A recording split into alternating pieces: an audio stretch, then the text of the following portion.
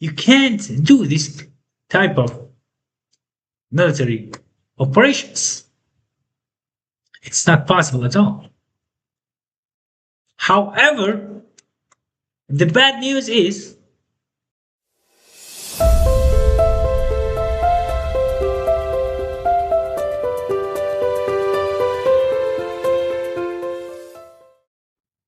hello. Give me 5 minutes and I'm gonna explain to you what is happening inside Iran and what is Donald Trump's plan against the Iranian regime and what is the Iranian regime's authorities' plan to resist the attempts of the West to overthrow the regime in Tehran. But first, let me give you a shocking news.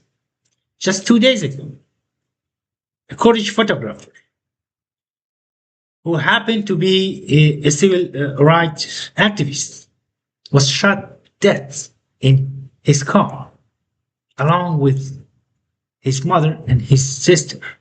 The three of them were shot dead by IRGC.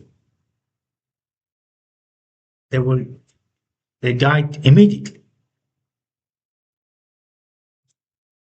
This happened without the IRGC, the Iranian authorities, giving any reason for doing so. They might have shot them for thinking that they might have a connection with the political parties, but being a political activist is only a crime in a country ruled by a dictatorship, ruled by a totalitarian regime. Otherwise, it shouldn't be a crime. This is obvious. While this is happening inside Iran,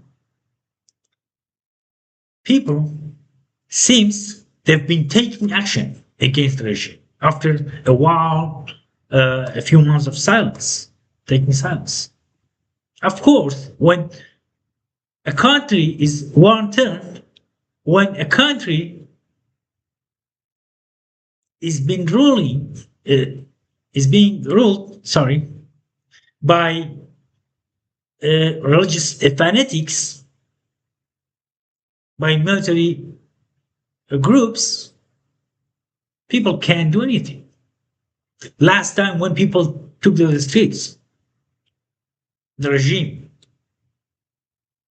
massacres 40,000 of them just in 2 nights in January this year. But it seems people again have fed up against the regime. It's not the first time, but it means a lot when people in this circumstance, in this condition, acts against the regime. Prisoners of more than 50 prisons across the country staged a strike against execution. Thousands of prisoners have been participating in this. Just last night, people in Isfahan, one of the biggest cities in Iran, took to the streets, chanted slogans against the regime. And this is happening while they know the past Iran, the IRGC militants, they're already to kill. And assuming that they are supporting the enemy, the United States. When people in such a circumstance, in such a condition, took to the streets or raised their voices against the dictatorship, against the suppression, this means maybe the regime is at a verge of collapse. In the west cities of the country, in the Kurdish cities, resistance continues. Just 2 days ago, a top military official of IRGC was shot dead in the center of a downtown Piran without the regime being able to do anything about it. And this shows their force, their strength, their popularity with people without being supported, being backed up by the people in your cities, without having Peshmerga forces, without having activists coming out from the heart of those cities, belonging to those cities. You can't do this type of military operations. It's not possible at all. However, the bad news is, it seems the United States is reluctant to go ahead with its attacks on Iran.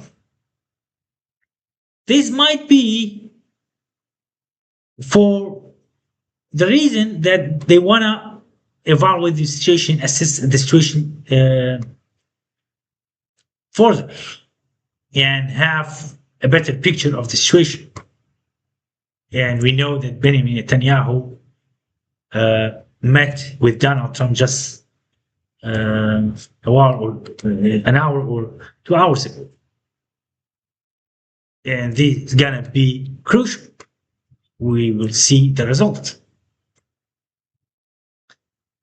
And the regime has invited the Shia fanatics, the Shia militias from Iraq to go to the south of the country, around the Strait of Hormuz, in order to defend that region from Americans' occupation.